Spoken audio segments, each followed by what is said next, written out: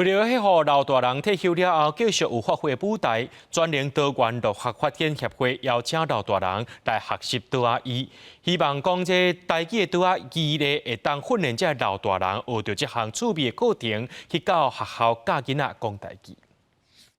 第三，青眉鸟教着死鸟厝。30外句言语，正做倒仔语的题目，会当演，会当讲，实大学会晓了后，准备要去学校教囡仔。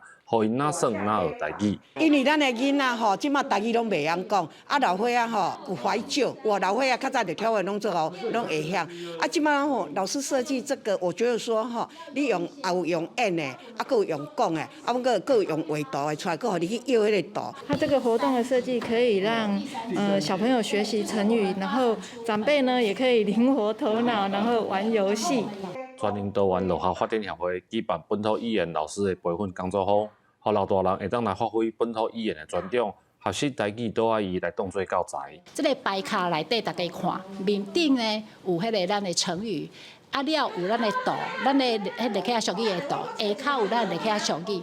咱希望透过这个教材，会当互长辈甲学生来熟悉我们台湾谚语的美好。大家平安、健康、快乐过日子。来，你讲好话。 连家己写的物件，老大人透过工作坊培养教囡仔的自信，家己算倒仔语，阁会当激头脑。协会表示，将来就会甲国小来合作，或是多用因的方式传承台语。记者林慧婷，家己报道。